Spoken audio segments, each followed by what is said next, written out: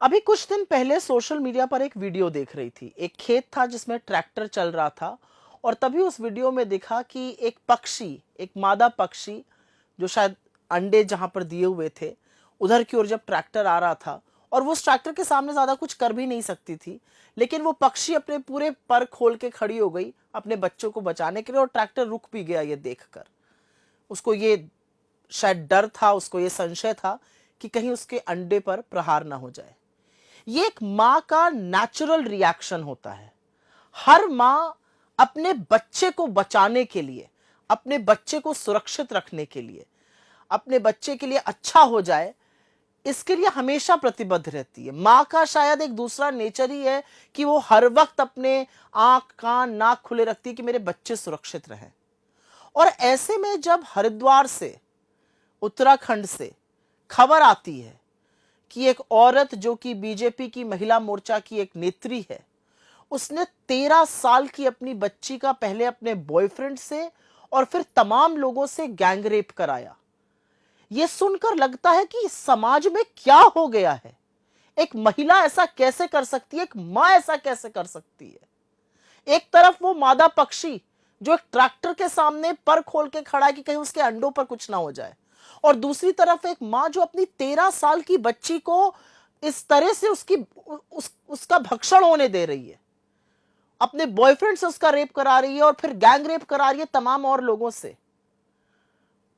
और कहां कहां ले जाके करा रही है, ऋषिकेश ऐसे पवित्र स्थलों पर ले जाकर उस बच्ची के साथ ये हैवानियत करा रही है।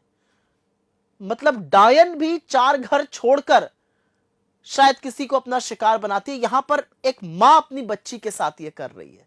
और ये मामला खुला तब जब बच्ची गुमसुम रहने लगी थी और उसके पिता ने जब उससे पूछा और फिर सारा सत्य सामने आया। मैं जानना चाहती थी कि ये औरत क्या है, ये औरत ऐसा कैसे कर सकती है। और तब मैंने उसके सोशल मीडिया को जाकर देखा। उसकी बीजेपी के तमाम बड़े नेताओं के साथ फोटो है, अमित शाह जी के साथ है, तमाम लोकल लीडरशिप के लोगों के साथ है। उससे उस पर मुझे ज्यादा टिप्पणी नहीं करनी है, लेकिन उसकी तमाम तस्वीरें ईश्वर को लेके है, कभी कृष्ण जी को लेके है, कभी राधा जी को लेकर है, भक्ति की है। मतलब इतना बड़ा अनावरण ओढ़कर, इतना बड़ा अपने असली कुछ चरित्र पर पर्दा डालकर यह औरत कितनी हैवानियत कर रही थी, ये आप सोचिए। मैं देख रही थी महिला दिवस पर इस औरत ने वुमेन्स डे पर अपनी बच्ची के लिए लिखा है, उस बच्ची के लिए जिसका यह रेप कराती थी। हमारे समाज का किस हद तक पतन हो रहा है, यह देखकर कभी कभी रूह कांप जाती है। ऐसी घटनाएं निशब्द कर देती हैं क्योंकि आपके मां या आपके पिता, ऐसे लोग आपकी रक्षा के लिए बने हैं। एक लड़की शायद अपने दिल की बात, कोमल बातें अगर उसके साथ कुछ और परपुरुष करता है, शायद सबसे पहले अपनी मां को बताती है, क्योंकि वो सबसे ज्यादा सुरक्षित, अपने शारीरिक चेंजेस के बारे में वो मां को बताती है। और मां यहां पर पिशाचिनी बनकर उसका रेप करा रही थी।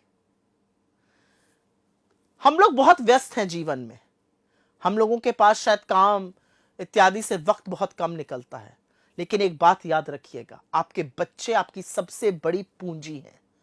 उनमें इन्वेस्ट करिए, उनकी सुरक्षा का ख्याल रखिए। अपने बेटे और बेटियों को सुरक्षित रखना हम सबकी जिम्मेदारी है। और अगर किसी और के बारे में ऐसी खबर पता चले, अगर किसी अबोध बच्चे के साथ ये हैवानियत, ये दरिंदगी पता चले, तो जरूर कानून को उसके बारे में खबर कीजिए, उस बच्चे को बचाने का प्रयास कीजिए। लेकिन एक बात सच है कि ऐसी खबरें सुनकर व्यक्ति सिर्फ निरुत्तर ही नहीं हो जाता है, अंदर कुछ मर सा जाता है। इसलिए मर जाता है क्योंकि आपने अपनी मां को आपको सुरक्षित करते हुए, आपको पालते पोसते, एक रोटी कम खाकर आपका पेट भर जाए, ऐसा देखा है। और एक सोचिए, वो बच्ची जब वो सुबह आंखें खोलती और अपनी मां को देखती है, तो उसको याद आता है कल रात को इसकी मां ने मेरा रेप कराया था। बहुत ही विभत्स है ये। इस समाज में जितना पतन है, उसमें अपने बच्चों को जरूर सुरक्षित रखिए।